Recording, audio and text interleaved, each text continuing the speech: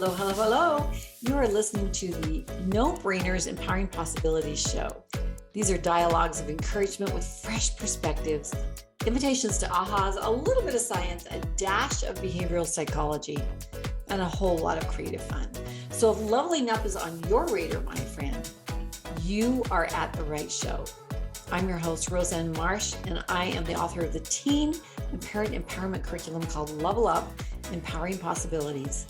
And you are listening to episode number 22, The Art of Walking in Someone Else's Shoes.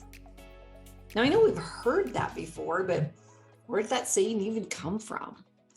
Well, the first written reference might be in 1895, a poem by Mary T. Lathrop called Judge Softly. And in it, she says, walk a mile in his moccasins. And she challenges the reader to see things from someone else's perspective. So what does walking a mile in somebody else's shoes mean to you? Walking in someone's shoes could mean not to judge a person by what they do, because you don't know the adversity and the hardships they faced, just to bring them to their current situation. So before being quick to judge someone or their reactions or actions, we should always try to put ourselves in their shoes. Quite a few years ago, I was walking from my parked car on the curb towards a retail building. As I stepped onto the sidewalk, the sun struck at just the right angle where it struck my face, and it had this blinding glare. I could not even see, and I grimaced and I squinted from that absolute bright rays. And almost the same time, I almost ran into a homeless gentleman that was walking towards me or passing me. And it startled me as I almost bowled him over, not being able to see him for a second or two. And as I reached for the doors of the retail store that I was heading into, I heard these words, "And why do you think you're so much better than me?" I was a bit confused for a second, and then I realized that he had interpreted my squint as a disapproval of who he was. And it was so interesting, the feelings that like flooded through my body at the time, because I wanted to run after him and say, hey, wait, no, I'm sorry that you thought I was thinking that, because I certainly wasn't. And I was just squinting from the sun.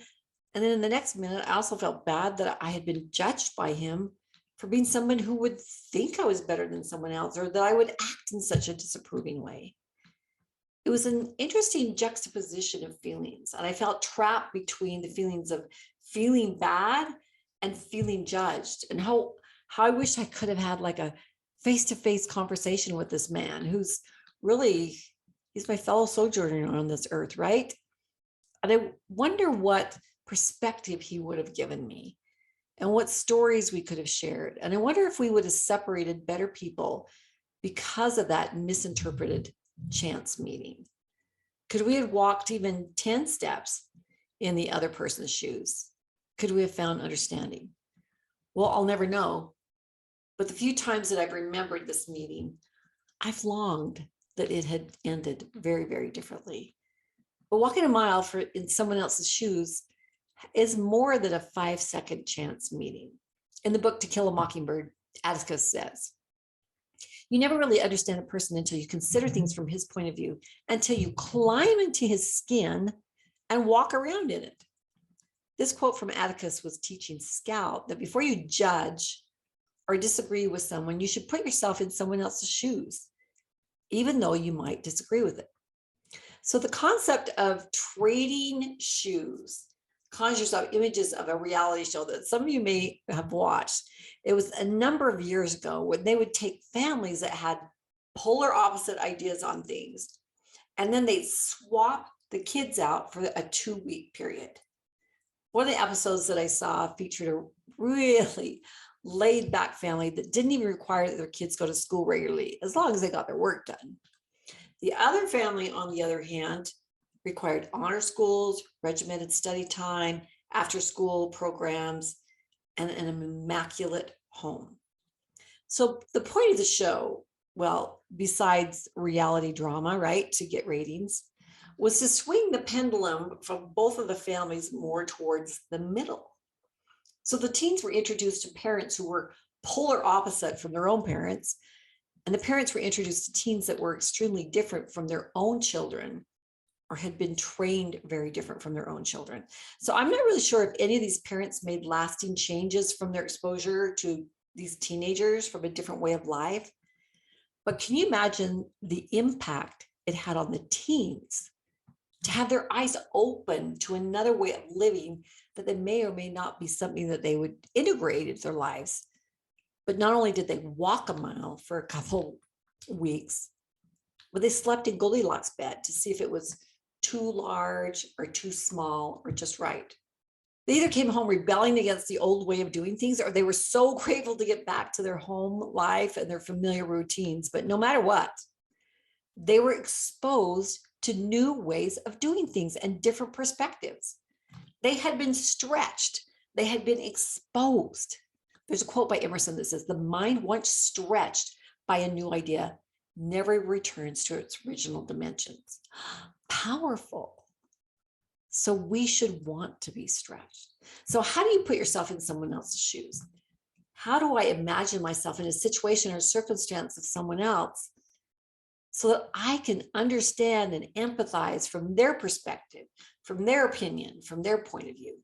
Well, if I want to be able to do that, it's simple. I have to take off my shoes.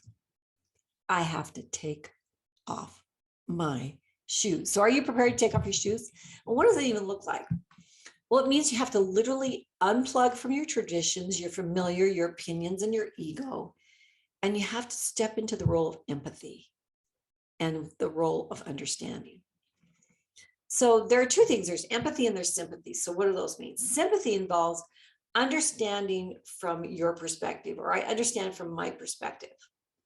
Now, empathy involves putting yourself in the other person's shoes and understanding why they may have a particular feeling. So it's becoming aware of the root cause of why that person feels the way they do. And by doing so, we'll have a better understanding and we'll be able to provide healthier options if they're asked for. So is empathy a natural, or is it a skill that we can gain? Well, I believe that there's those that are born into this life that are a lot more empathetic than others. They're kind of naturals and nurturing. But I also believe that because of our environment, there can be modeling, there can be different skills that are being shown that help us mourn with those that mourn and be an immediate problem solver and be a connector and a piece of calm in the storm. So our brain has the capacity, but when do we have the capacity to have empathy? Science suggests that typically children start showing empathy towards age 2. It's at that age that they can understand kindness towards someone else. So that's an executive function, but cognitive empathy, which is the mental ability to take on someone else's perspective, comes into emergence when the girls are like age 13 and guys are like age 15. So these skills are really important because they help in problem solving, in avoiding conflict. So our brain is developed enough by preteen age that we have the cognitive abilities to step into somebody else's shoes. But that's all about, do we want to develop those skills? I listened to an interview with Brene Brown, and it's an interview on empathy. There's a video online that you can look at. It has animated characters, but some of the bullet points that just really hit me when I watched that was empathy fuels connection. It's feeling with people in that sacred space. It's when someone is in a deep hole and they're like, man, I'm stuck. It's dark here. And we climb down there and say, I know what it's like down there. And you're not alone. So sympathy drives disconnect. Sympathy is like, yeah, I know it's bad. Yeah, that's bad. That's bad. But empathy is a choice, and it's a vulnerable choice, because in order to connect with that other person, we have to connect with something within ourselves that knows what that feels like. And rarely, if ever, does an empathetic response begin with, well, at least, when someone is trying to share something with us and we're trying to put a silver lining around it, it doesn't work. It's a disconnect. So when someone says, I had a miscarriage, like, well, at least you can get pregnant. Well, I think my marriage is failing. I think it's falling apart. Well, at least you have a marriage. Or someone says, John's getting kicked out of school. Well, at least Sarah is an A student. So the at least is not about empathy at all. One of the things we do in the face of a very difficult conversation is we try to make things better. If I share something really difficult with you, I would want you to say, I don't even know what to say right now. I'm just so glad you told me. Because the truth is, rarely can a response make things better. What makes things better is connection. So those are kind of the highlights of her thing. Aren't they powerful? But as I ponder these subjects that I throw out there as a show episode, I want you to know that these are sometimes things that I am practicing and perfecting. And they're a lot of times things that I want to learn and I want to step into and that take a certain skill set. And this is one of those. When I first saw this video in its entirety, I recognized opportunities that I had missed in times of need of my own family members, where I could create a connection instead of giving advice and correction. There's a time when my son, he was driving his new to him truck home at night, and I hadn't gotten there quite yet. And as he turned the corner, there's a group of teenagers that he had at one time associated with, but because of their influence had distanced himself. And they knew how to make him mad, so they threw snowballs at his windshield. And they knew that he would whip around, and he did. He whipped around, and they had their phones ready to record. He got out and asked who had thrown the snowball, and one kid stepped forward, and they let him take the first punch so they could get that on video, and then they beat him up. So when I got home, there was my son with peas on his eyes, broken glasses, and I'm trying to figure out what's going on. And the friends with him weren't ones that were with him at all. And I was like, are you okay? And I hugged him, and then I remember him pulling away because he was embarrassed in front of his friends, but I knew that's what he needed. And as we were talking about it, I go, why did you get so mad? And he said, Mom, they threw a snowball. They threw a snowball at me. And my response to him was, honey, it was only a snowball. Why get so mad? And I'm not really proud of that. I was trying to problem solve. I was trying to coach after the game was already over. And I wasn't really recognizing the trauma that he'd just gone through. I wasn't just empathizing. I wasn't, honey, I'm so sorry. You must be devastated that you were beat up. Are you okay? Let's just sit down. I'm sorry you went through that. No, it wasn't that. It was like, it was a snowball. My son was set up, and my attempt at empathy was to talk about a snowball. And I wanted to teach him how to stay in control emotionally, and that's not wrong to teach him that. The timing was wrong. It was the wrong timing. So when I saw Brené's video, it brought this story back to me right away. It impacted me so deeply because I saw almost immediately snatches of time when I have not stepped into empathy in any way, in the way that I could have created greater connection with my sons, with other people. And that's my learning journey. But maybe you see yourself in that too. But I can see now that this is a skill, it's an art that I really want to master. So I speak today not as someone who does things right, but one who wants to improve it and develop a skill that I think can bring balm and a spirit of understanding to those in my sphere. So I've researched out what I feel are those pieces that teach and guide us how to walk in someone else's shoes. So I hope you find them helpful, because empathy is a skill. And skills can be learned if they're practiced and if we want to learn them. So I have 6 skill sets that I want to offer, and to avoid these little categories that I want to talk about real quickly.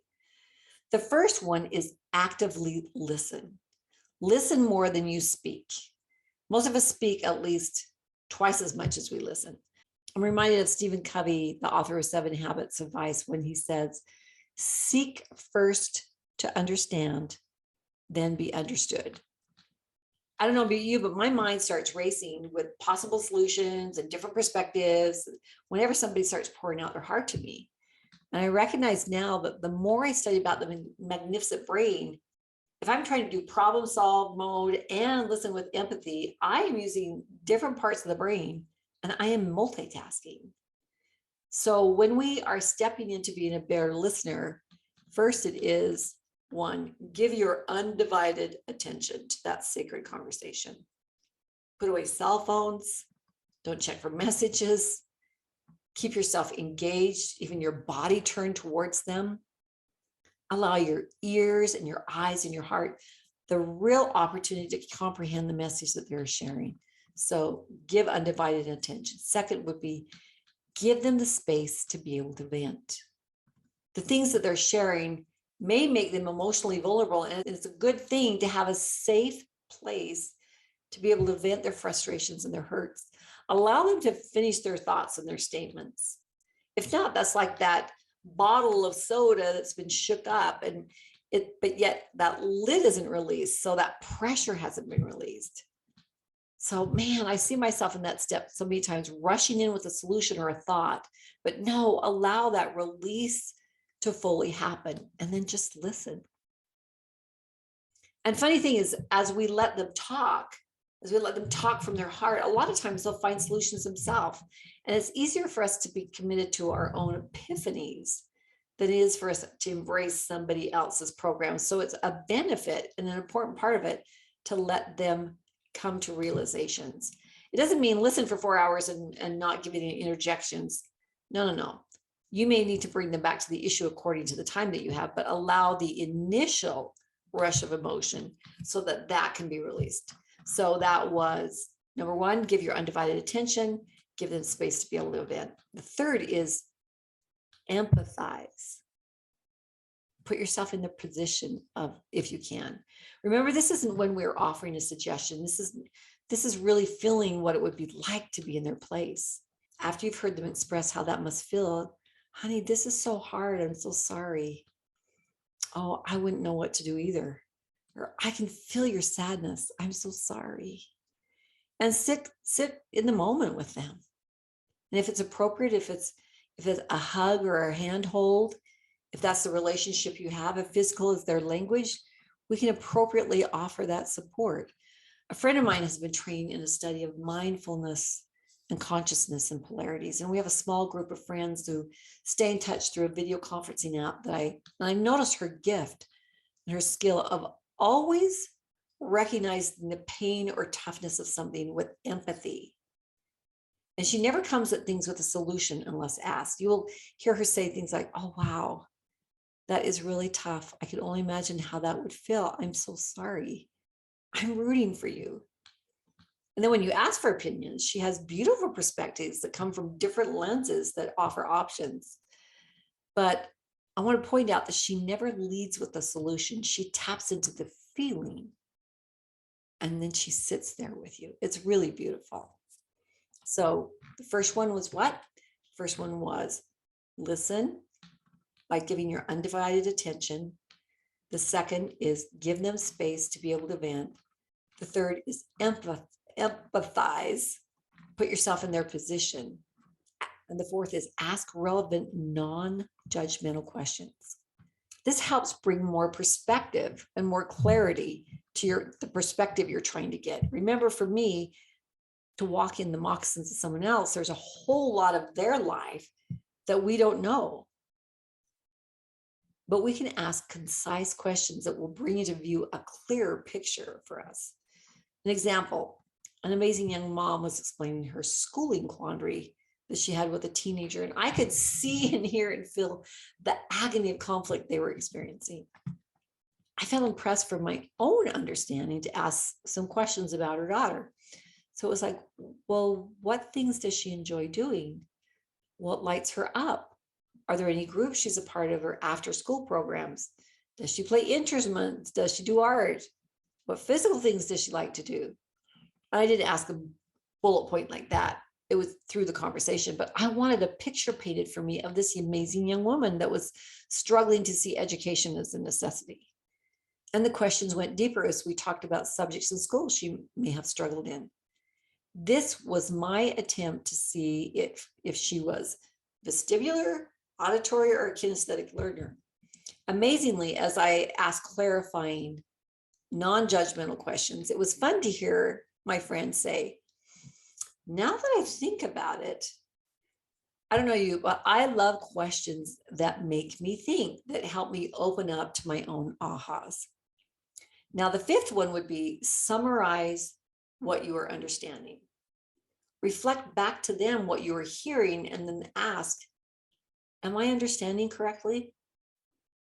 Sometimes just hearing someone else reflect back what we just said gives us the perspective we need to look at something outside of us.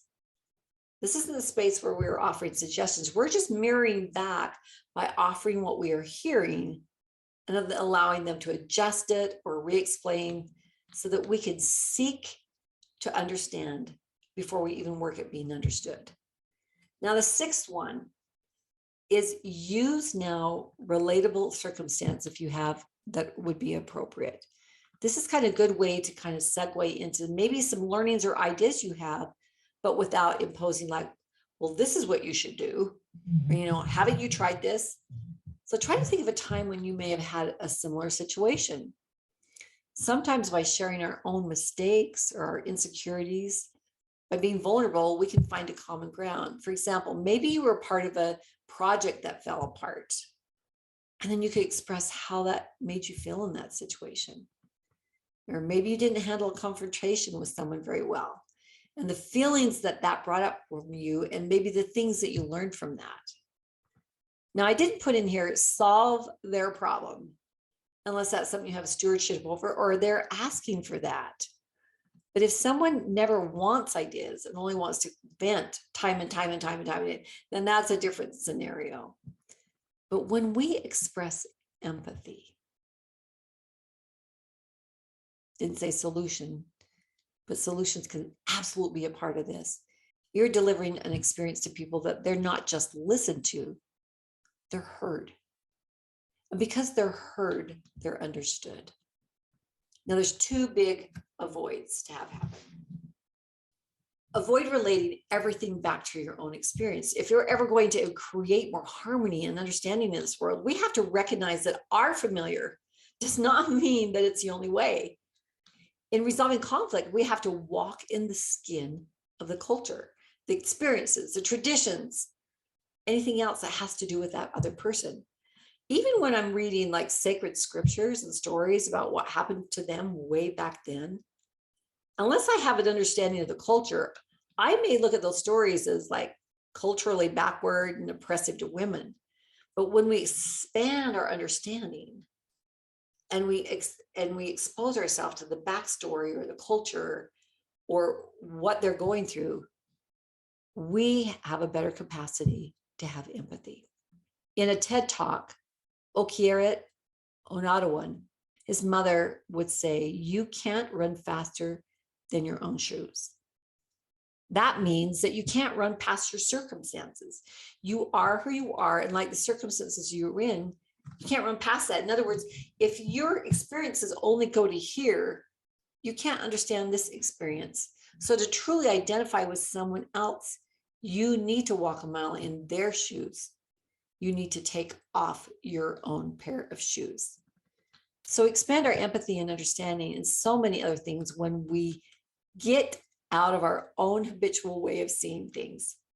When I moved to Italy for 4 years, everything seemed different. The toilets were different, shopping in the specialty store, bread store was here, fruit and vegetables here, meats here, going to all these different, it was just so very different.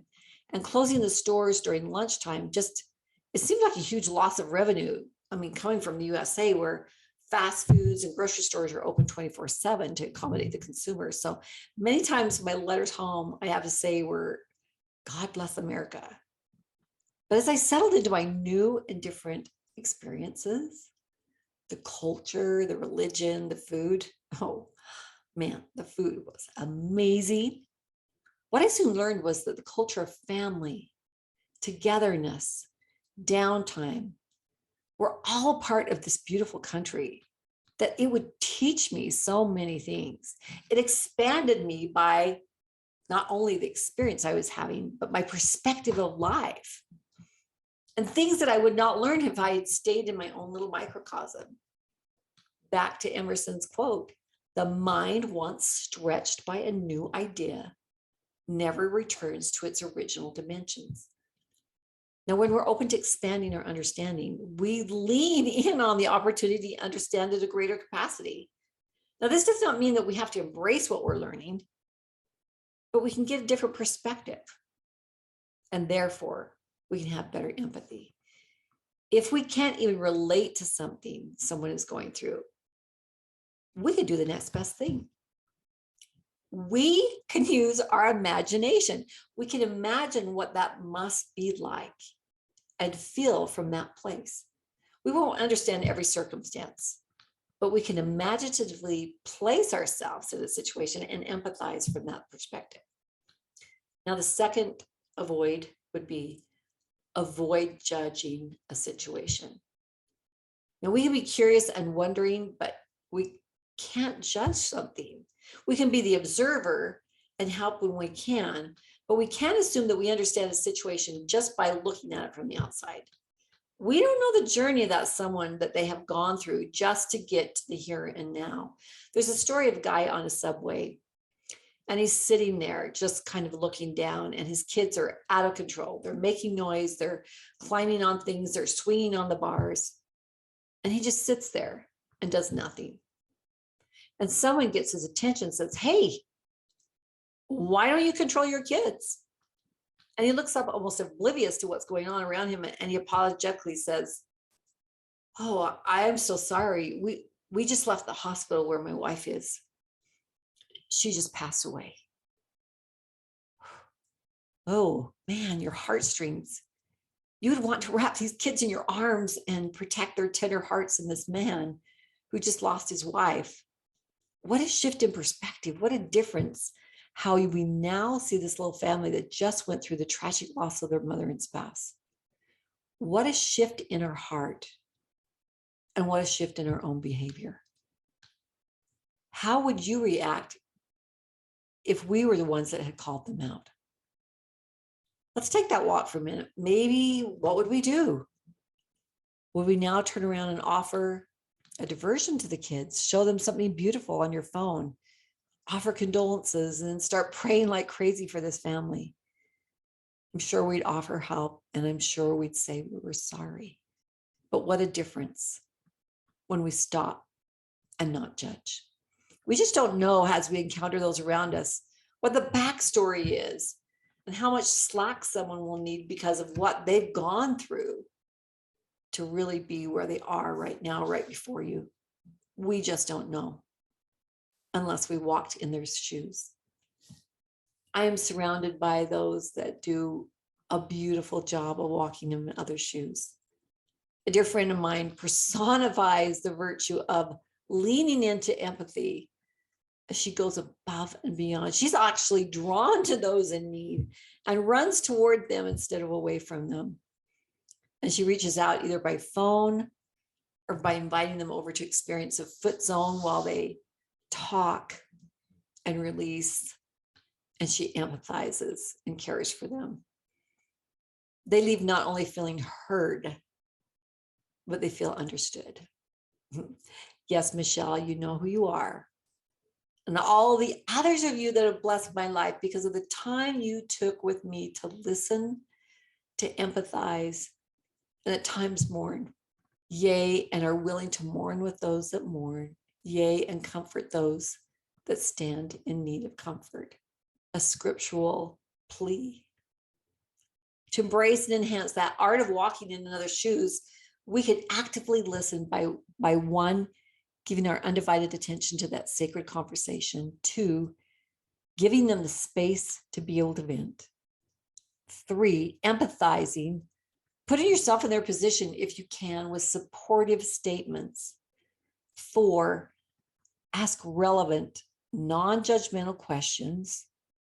5, summarize what you're understanding. So mirroring back. Number 6, using a relatable circumstance, if appropriate, that may have some insights for them. And then those opportunities of expanding our world and releasing our judgment. So sympathy involves understanding from our own perspective. It's limiting. That's not the same as empathy. Empathy involves putting ourselves in someone else's shoes and understanding why